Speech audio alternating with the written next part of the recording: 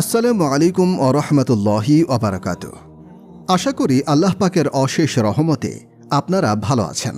নেক আমলের পুরস্কার। আমার ভাইয়েরা, যদি তার নেকের পাল্লা ভারী হয়, ফেরেশতারা বলবেন অভিনন্দন, মোবারকবাদ। অমুকের ছেলে অমুক সফল কাম হয়েছে, তাকে কাপড় পরিধান করাও, সবুজ ও উজ্জ্বল অলংকার পরিধান করাও। এরপর 5 ফিটের মানুষটি জান্নাতে কতই না মজা করবে। তার দৈহিক উচ্চতা বেড়ে যাবে। কতটুকু বাড়বে? আদম আলাইহিসসালাম যতটুকু ছিলেন। আদম আলাইহিসসালামের উচ্চতা কতটুকু ছিল? তার উচ্চতা ছিল 125 ফিট। আমাদের এই মসজিদের মিনারের মতো লম্বা। জান্নাতে মানুষদের চেহারায় দাড়ি থাকবে না, দেহে লোম থাকবে না, শুধু মাথায় চুল এবং চোখের ভ্রুতে পশম থাকবে। গোঁফ থাকবে, ঝলমলে চেহারা হবে। রূপ সৌন্দর্যে হবে ইউসুফ আলাইহিসসালাম, কণ্ঠে হবে দাউদ আলাইহিসসালাম, হৃদয়ে হবে আয়ুব আলাইহিসসালাম, বয়সে হবে ঈসা আলাইহিসসালাম এবং আখলাকে হবে মুহাম্মদ সাল্লাল্লাহু আলাইহি ওয়াসাল্লাম। দেহ থেকে নির্গত হবে সুরভি এবং পোশাক থেকে বের হবে খুশবু। জান্নাতীদের সেবক। জান্নাতীদের সেবকরা হবে কিশোর। তারা সব সময় জান্নাতীদের চারপাশেই অবস্থান করবে, যাতে জান্নাতীরা সব সময় তাদের সেবা গ্রহণ করতে পারে। জান্নাতীদের কোনো কিছুর প্রয়োজন হলে তাদের সেবায় যেন কোনো বিলম্ব না হয়। আল্লাহ তাআলা ইরশাদ করেন, আর তাদের আশেপাশে ঘোরাফেরা করবে এমন কিশোররা যারা সর্বদা থাকবে। তুমি যখন তাদেরকে দেখবে, তাদের মনে করবে বিক্ষিপ্ত মনি মুক্তা। আল কুরআনে অন্যত্র আল্লাহ তাআলা বলেন, তাদের কাছে আসা যাওয়া করবে চির কিশোরেরা, পানপাত্র, সরাই এবং স্বচ্ছ শরাবের পেয়ালা নিয়ে। হযরত আবু সাঈদ খুদরি রাদিয়াল্লাহু আনহু থেকে বর্ণিত, তিনি বলেন, রাসূলুল্লাহ সাল্লাল্লাহু আলাইহি ওয়াসাল্লাম বলেছেন, জান্নাতীদের মধ্যে সর্বনিম্ন জান্নাতীর জন্য ৮০,০০০ সেবক থাকবে। তাকে মণিমুক্তা, ইয়াকুত ও জবরজত নির্মিত একটি কুব্বা প্রদান করা হবে। কুব্বাটি জাবিয়া থেকে সানআ পর্যন্ত লম্বা হবে। সিরিয়ার রাজধানী দামেস্কের পার্শ্ববর্তী একটি শহরের নাম হল জাবিয়া, আর ইয়েমেনের রাজধানীর নাম হল সানআ। আব্দুর রহমান আল হানাফি রাহিমাহুল্লাহ বলেন, মুমিনরা যখন জান্নাতে প্রবেশ করবে, তখন ৭০,০০০ সেবক তাদেরকে স্বাগত জানাবে। হযরত ইবনু উমর রাদিয়াল্লাহু আনহু বলেন, সর্বনিম্ন জান্নাতের ১০,০০০ সেবক থাকবে। প্রত্যেক সেবক জান্নাতের এমন সেবা করবে যা অন্য কেউ করেনি। জান্নাতের আঙুর। জৈনিক বেদুইন একবার হুজুরে পাক সাল্লাল্লাহু আলাইহি ওয়াসাল্লামকে বললেন, ইয়া রাসূলুল্লাহ, জান্নাতে কি আঙুর গাছ আছে? তিনি বললেন, আছে। বেদুইন লোকটি বলল, 1 থোকা আঙুর কত বড় হবে? আল্লাহর রাসূল সাল্লাল্লাহু আলাইহি ওয়াসাল্লাম বললেন, একটি পাখি যদি 1 মাস পর্যন্ত সোজা উড়তে থাকে, এদিক সেদিক না ওড়ে, তাহলে 1 মাস ওড়ার পর আঙুরের একটি থোকা শেষ হবে। বেদুইন লোকটি বললেন, একটি আঙুর কত বড় হবে? আল্লাহর রাসূল সাল্লাল্লাহু আলাইহি ওয়াসাল্লাম বললেন, তোমার বাবা কি কখনো উট জবাই করে তার গোশত বড় গামলায় তুলেছেন? বেদুইন লোকটি বললেন, জি হ্যাঁ, একাধিকবার এরূপ হয়েছে। আল্লাহর রাসূল সাল্লাল্লাহু আলাইহি ওয়াসাল্লাম বললেন, এর একটি আঙুর হবে সেই গামলার সমান। তখন বেদুইন লোকটি সরল মনে বললেন, ইয়া রাসূলুল্লাহ, তাহলে আমার এবং আমার বিবির জন্য তো একটি আঙুরই যথেষ্ট হবে। আল্লাহর রাসূল সাল্লাল্লাহু আলাইহি ওয়াসাল্লাম বললেন, তোমার ঘরের সকলের জন্য যথেষ্ট হবে। ভেবে দেখুন, যখন আঙুর এত বড় হবে, তখন কলা কত বড়, তরমুজ কত বড়, ভেবে দেখুন। অতএব সে থাকবে মনের মতো জীবনে, সুউচ্চ উদ্যানে, যার ফল ফুল থাকবে ঝুঁকে। পানির নহরসমূহ, দুধের নহরসমূহ, মধুর নহরসমূহ, শরাবের নহরসমূহ প্রবাহিত হচ্ছে। মাথার ওপরে হাওয়ায় ভেসে পানি প্রবাহিত হচ্ছে। উড়ন্ত মহলও সেখানে আছে। জান্নাতের এরূপ কিছু মহল আছে যেগুলোর নিচে আর কোনো খুঁটি নেই, ওপর থেকে শিকল দিয়েও বাঁধা নয়, বাতাসে ভেসে ভেসে চলছে। জৈনিক ব্যক্তি জিজ্ঞাসা করলেন, হে আল্লাহর রাসূল, তাতে কিভাবে প্রবেশ করবে? তিনি বললেন, পাখি যেভাবে উড়ে তার নীড়ে প্রবেশ করে, এভাবেই জান্নাতীরা উড়ে উড়ে প্রবেশ করবে। তেমনি সেখান থেকে নেমেও আসবে। এরপর সেই ঘরকে জান্নাতের সুন্দরী রমণীদেরকে নিয়ে সাজাবে। কুরআন তাদের সম্পর্কে বিভিন্নভাবে বলেছে। আল্লাহর নবী সাল্লাল্লাহু আলাইহি ওয়াসাল্লাম তাদের রূপ সৌন্দর্যের অনেক প্রশংসা বর্ণনা করেছেন। জান্নাতের সুন্দর মহল।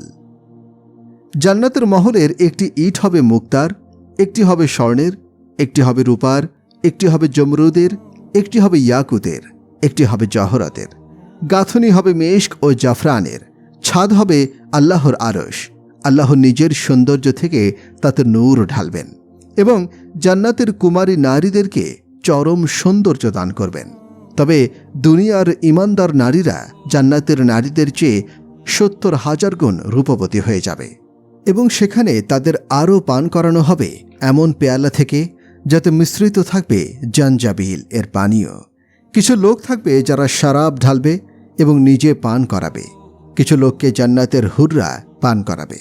হ্যাঁ, কিছু লোককে গোলামরা পান করাবে, তাদের খাদিমরাও পান করাবে, ফেরেশতারাও পান করাবে এবং জান্নাতের হুররা এক হাতে পেয়ালা আরেক হাতে সোরাহি নিয়ে বিশেষ ভঙ্গিতে আসবে। হুরদের বয়স। আর তাদের কাছে থাকবে আনত নয়না সমবয়স্কা স্ত্রীগণ।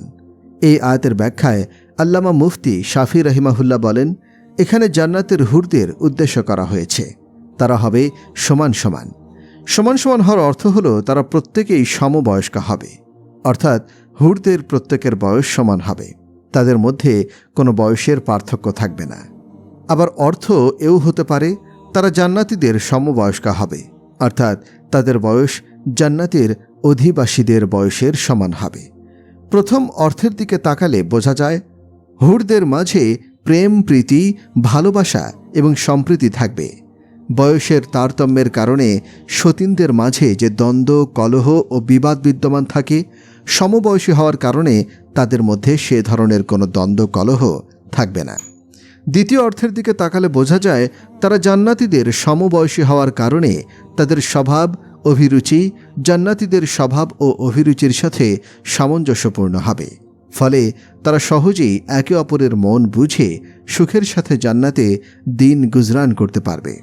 হযরত ইবনে আব্বাস রাদিয়াল্লাহু আনহু হতে বর্ণিত, জান্নাতি হুরদের সবাই সমবয়সী হবে। তাদের প্রত্যেকের বয়স হবে ৩৩ বছর। অনুরূপভাবে দুনিয়ায় যেমন রমণী জান্নাত থাকবে, তাদের বয়সও ৩৩ বছর হবে। মুমিনদের প্রতি হুরদের আকর্ষণ।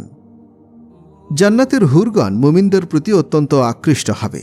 যখনই কোনো মুমিন নামাজ আদায় করে এবং নামাজ শেষে আল্লাহর কাছে এই দোয়া করে না, হে আল্লাহ, আমাকে দোজখের আগুন থেকে আশ্রয় দাও, আমাকে জান্নাতে প্রবেশ করাও, আমাকে হুরদের সাথে বিয়ে দাও, তখন জাহান্নাম বলতে থাকে, লোকটি কি এতই অক্ষম যে সে আল্লাহর কাছে আমার থেকে আশ্রয় চাইতে পারল না? জান্নাত বলতে থাকে, লোকটি কি এতই অক্ষম যে সে আল্লাহর কাছে আমাকে চাইতে পারল না? জান্নাতে হুরগণ বলতে থাকেন, লোকটি কি এতই অক্ষম যে সে আল্লাহর কাছে আমাদেরকে বিয়ে করার আকাঙ্ক্ষা করতে পারল না? আবু উমামা রাদিয়াল্লাহু আনহু হতে বর্ণিত আছে, তিনি বলেন, রাসূলুল্লাহ সাল্লাল্লাহু আলাইহি ওয়াসাল্লাম বলেছেন, মুমিন ব্যক্তি যখন নামাজে দাঁড়ায় তখন তার জন্য জান্নাতের দরজা খুলে দেয়া হয় এবং তার ও আল্লাহর মধ্যকার পর্দা উঠিয়ে নেওয়া হয়। হুরেরা বসে অপলক নয়নে তার দিকে তাকিয়ে থাকে যতক্ষণ না সে থুথু ফেলে কিংবা নাক পরিষ্কার করে। হযরত ইকরামা রাদিয়াল্লাহু আনহু থেকে বর্ণিত, তিনি বলেন, রাসূলুল্লাহ সাল্লাল্লাহু আলাইহি ওয়াসাল্লাম বলেছেন, হুরদের সংখ্যা তোমাদের চেয়ে অনেক বেশি। তারা প্রত্যেকে নিজ নিজ স্বামীর জন্য দোয়া করতে থাকে, হে আল্লাহ, আমার স্বামীকে ধর্মীয় কাজে সহযোগিতা করো, তার হৃদয়কে তোমার আনুগত্যে আকর্ষিত করো। হে আল্লাহ, তাকে তোমার বিশেষ নৈকট্যের মাধ্যমে আমার পর্যন্ত পৌঁছে দাও। জান্নাতের হুরদের বিশেষ ভঙ্গিমা। জান্নাতের রমণীদের এক পা অগ্রসর হবে এবং প্রতি পদক্ষেপে তোমাকে ১,০০,০০০ ভঙ্গিমা দেখাবে। তার দেহের ভাঁজ, অঙ্গভঙ্গিমা, তার স্টাইল, ছোট বাচ্চাদের মতো তার থেমে থেমে হাসি তোমাকে বিস্মিত করবে। কি চমৎকার সেই জান্নাত! সেখানকার সব কিছুই কি চমৎকার! বাতাসের পরশ, হুরদের ভঙ্গি, বিশেষ ভঙ্গিমায় তাদের আগমন, তাদের চালচলন, নিত্য নতুন স্টাইল, রেশমি কাপড়, আবৃত হয়ে আসা, মাথায় মুকুট পরিধান করে আসা, মণিমুক্তার অলঙ্কারাদির চমক, আংটির ঔজ্জ্বল্য, চোখের সৌন্দর্য, চেহারার সৌন্দর্য, তাদের হাতের পেয়ালা, তাদের পায়ের বিক্ষিপ্ত লোম, তাদের সেই লোমকূপ থেকে নির্গত খুশবু, তাদের দেহের খুশবু, এসব শুধুই জান্নাতীদের জন্য। তবে দুনিয়ার ইমানদার নারীদেরকে তুচ্ছ মনে করো না। যদি দুনিয়ার নারীরা আল্লাহকে রাজি করতে পারে তাহলে তাদের সৌন্দর্য হবে জান্নাতের হুরদের চেয়ে ৭০,০০০ গুণ বেশি সুন্দর। জান্নাতের হুরদের চেয়ে ৭০,০০০ গুণ বেশি। হুর আসছে, মুচকি হাসছে। যখনই তার উপরে দৃষ্টি পড়বে জান্নাতীরা হাতের পেয়ালার কথা ভুলে যাবে। হাতের পেয়ালা হাতেই থাকবে, দৃষ্টিতে থাকবে মুগ্ধ চাহনি। এক চাহনিতেই কেটে যাবে ৪০ বছর। দুনিয়ায় দৃষ্টির হেফাজতের বদলা এভাবেই মুমিনদেরকে দেয়া হবে। সে বসে থাকবে আর সে দেখতে থাকবে। চোখে চোখে কথা হবে। চোখে চোখে যে কথা হয় তাতে মুখে কথার চেয়ে আনন্দ বেশি হয়। দুনিয়ায় চোখের জিনা থেকে বেঁচে থাকার এটিই হবে পুরস্কার। হুরেরা কথা বলবে, এতই সুমিষ্ট কথা, সুরের ঝংকারে তুমি মোহিত হবে। এটা হবে দুনিয়ার গান না শোনার পুরস্কার। এটা কিভাবে সম্ভব যে রাত জেগে গান শ্রবণকারী আর রাত জেগে ক্রোদনকারী আল্লাহর কাছে সমান পুরস্কার পাবে?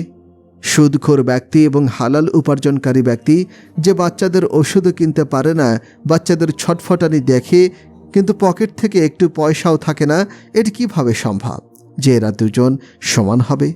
নামাজ আদায়কারী এবং নামাজ বর্জনকারী, সত্যবাদী এবং মিথ্যাবাদী, সতী সাধ্বী রমণী এবং ব্যভিচারিণী, পর্দাশীল এবং বেপর্দা নারী, আল্লাহর ভয় ভীত এবং আল্লাহর শাস্তির ব্যাপারে নির্ভীক, যদি এই দুই ব্যক্তির মাঝে কোনোই পার্থক্য না থাকে, যদি মনে করি আল্লাহ বড় ক্ষমাশীল ও বড় মেহেরবান, তিনি মাফ করে দেবেন, তাহলে আমি বলি ইবনু জিয়াদ ও ইবনু হুসাইন রাদিয়াল্লাহু আনহু এর ঝগড়া মিটে গেছে।